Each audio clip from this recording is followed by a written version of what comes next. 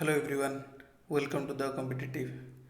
तो हमने क्लास 8 के ज्योग्राफी बुक का सेकेंड चैप्टर का ऑलरेडी 3 पार्ट में कवर कर चुके हैं। पहले में हम देखे थे लैंड, फिर सॉयल एंड फिर वाटर। अभी ये लास्ट पार्ट देखेंगे, that is natural vegetation and wild life. ठीक है, तो शुरू करते हैं। Natural vegetation and wild life exist only in the narrow zone of contact between the lithosphere, hydrosphere and atmosphere that we call biosphere। हमने पहले इसके बारे में भी पढ़ा था। अभी natural vegetation and wild life ये कहाँ पर पॉसिबल है, वाइल्ड लाइफ हो या फिर नेचुरल वेजिटेशन। ऑब्वियसली जहाँ पर लिथोस्फीयर और हाइड्रोस्फीयर एंड एटमोस्फीयर, ये तीनों चीज़ें जहाँ पर मिलेंगे ये वहीं पर ही देखने को हमको मिलेगा, that is called biosphere. In the biosphere, living beings are interrelated and interdependent on each other for survival। यहाँ पर बायोस्फीयर पर एक दूसरे के ऊपर सब इंटरडिपेंडेंट है और इंटररिलेटेड है, क्योंकि इसके बिना सर्वाइवल इम्पॉसिबल है। This life supporting system is called ecosystem. इस लाइफ सपोर्टिंग सिस्टम को हम बोलते हैं ecosystem. Vegetation and wild life are valuable resources. Vegetation हो या फिर वाइल्ड लाइफ हो, दीज आर वैल्यूएबल रिसोर्सेज। ये बहुत ही वैल्यूएबल रिसोर्सेज है। प्लांट हमको टिम्बर प्रोवाइड करता है, शेल्टर देता है। Animal produces gives us shelter to animal produce oxygen with breath. Plants जो ऑक्सीजन प्रोवाइड करती है उससे हम ब्रेथ करते हैं। प्रोटेक्ट सॉइल इरोजन को भी ये प्रोटेक्ट करता है। For growing crops and shelter belts in store of underground water gives us fruits nuts. मतलब प्लांट सॉइल इरोजन में हमको मदद करता है और हमको खाना भी वही देता है, ग्राउंड वाटर को पकड़ के रखता है। ये सारे चीज़ करता है प्लांट हमारे लिए, और ऑक्सीजन भी हमको प्रोवाइड करता है। There are innumerable use of plants. Plants के बहुत सारे यूजेस हैं। Wild life includes animal, birds, insects as well as aquatic life form. ये सारे के जो है, एनिमल हो गया, बर्ड्स हो गया, एक्वेटिक हो गया, दे प्रोवाइड्स अस, ये हमको मिल्क, मीट, सारे चीज़ प्रोवाइड करते हैं। तो insects like bee provides us honey. Insects भी हमको हनी प्रोवाइड करती है। Help in pollination of flower and have important role to play as decomposers in the ecosystem. Decomposer में ये भी इंसेक्ट्स हमको हेल्प करती है। The birds feeds insects as decomposer as well. Birds भी हमारे लिए बहुत ही यूजफुल है। सो एनिमल्स बिग और small all are integral to maintaining balance in ecosystem. Ecosystem में बैलेंस मेंटेन करने के लिए ये सबका रोल बहुत ही ज़्यादा महत्वपूर्ण है। So distribution of natural vegetation का डिस्ट्रीब्यूशन देख लेते हैं। The growth of vegetation depends primarily on temperature and moisture. ये टेम्परेचर और मॉइस्चर के ऊपर डिपेंड करता है। The major vegetation types of the world are grouped as forest, grasslands, crops and tundra.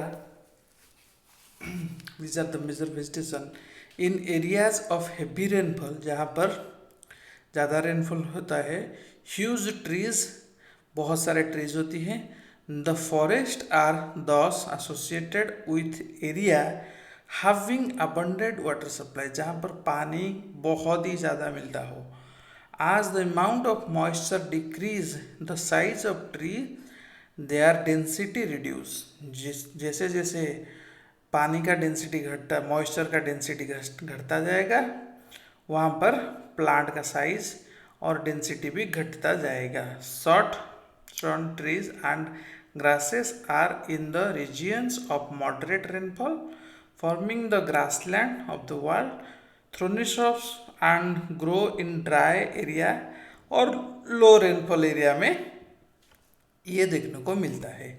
In such area plants have deep root and leaves in thorny and wax surface reduce loss of, इनका surface wax होता है क्योंकि moisture ये retain करके रखते हैं, right. And today there are many more people in the world than there were 2 centuries back to feed the growing number large area of forest having cleared to grow crops. Forest cover all over the world in forest मतलब world में बहुत ही जगह cover करता है। There are, और क्या होता है, many more people of the world were to feed growing number of larger और फॉरेस्ट हैविंग। हाँ, जैसे जैसे फॉरेस्ट, पहले ज़माने में फॉरेस्ट बहुत ही होता था, जैसे जैसे पॉपुलेशन बढ़ता गया उसी हिसाब से फॉरेस्ट को काट के साफ कर दिया गया। लोगों की रहने के लिए घर बनाना पड़ेगा, फिर खाना के लिए क्रॉप्स उगाना पड़ेगा, इसलिए फॉरेस्ट बिल्कुल ख़त्म सा, मतलब धीरे धीरे ख़त्म हो रहा है। फिर आता है conservation of natural vegetation and wild life. Forest are our wealth, forest हमारी वेल्थ है। Plants gives of shelter to animal and together they maintain the ecosystem. Plant हम एनिमल को शेल्टर प्रोवाइड करता है, फिर सब दोनों मिला के प्लांट्स एंड एनिमल इकोसिस्टम को मेंटेन करके रखते हैं। Changes of climate and human interface can cause the loss of natural habitats for plants and animal. जैसे जैसे क्लाइमेट चेंज होगा ऐसे वैसे ये सारे चीज़ें, नेचुरल चीज़ें चेंज होते रहेंगे। Deforestation, soil erosion, constructional activities, forest fires, tsunami and landslides are some of the human and natural factors that accelerated the process extinction of these resources। देखो, सुनामी हो गया, फायर हो गया, कंस्ट्रक्शनल वर्क हो गया, erosion बोलो, deforestation बोलो, ये these are the reasons. Because of these things forest दिन पर दिन घटते जा रहे हैं। ओके, जो एनिमल्स हो गया उनका इलीगल ट्रेड हो रहा है, उनका स्किन, नेल, टीथ, ये सब चीज़ें बेचने के लिए उनको भी मार दिया जाता है। तो इसीलिए tiger, lion, elephants, deer, black buck, crocodile, rhinoceros, snow leopard, orchids, peacock, this can be conserved by increasing awareness. हम अगर अवेयरनेस फैलाएंगे तो कुछ कम घट सकता है। National park, wildlife sanctuaries, biosphere reserve are made to protect our natural vegetation and wildlife। wildlife को बचाने के लिए ये सारे बनाए गए हैं। there is a balance in the environment if the relative number of species is not disturbed। species अगर डिस्टर्ब नहीं होंगी, human activities in several part of the world disturb the nature। human activities पूरे world की nature को disturb करता है। इसीलिए due to इंडिस्क्रिमिनेशन killing, जो एनिमल्स को मार दिया जाता है, एक इम्बैलेंस क्रिएट होता है। अवेयरनेस प्रोग्राम हम करके एंड लाइक वर्ण महोत्सव, दीज थिंग्स आर, ये सब करके हम लोगों के बीच अवेयरनेस फैलाएंगे तो ही जाकर ये डिफॉरेस्टेशन हो गया, फिर एनिमल को जो दिन बर दिन उनका नंबर घटता जा रहा है उनको हम कंट्रोल कर सकते हैं, तभी जाकर इकोसिस्टम में एक बैलेंस क्रिएट होकर रहेगा। Many countries have passed law against the trade as well as killing birds and animal. बहुत सारे कंट्रीज में इनके ऊपर रूल भी, कानून भी बन गया है, उनको आप मार नहीं सकते, उनको आप बेच नहीं सकते। इन इंडिया में लायन हो गया, टाइगर हो गया, डियर हो गया, ये सारे चीज़ को, पिकॉक हो गया, ये सब इलीगल है, उनको आप मार नहीं सकते। एन इंटरनेशनल कन्वेंशन बनाया गया था जिससे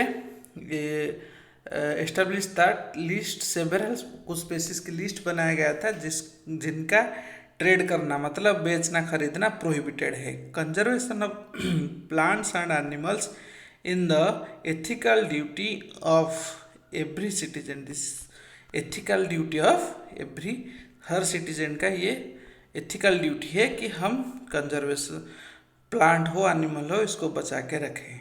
ठीक है, तो यहाँ पर ख़त्म होता है हमारा chapter number 2, that is class 8 geography book का। और अगले पार्ट में हम चैप्टर 3 को देखेंगे। तब तक के लिए पढ़ते रहो एंड बाय बाय।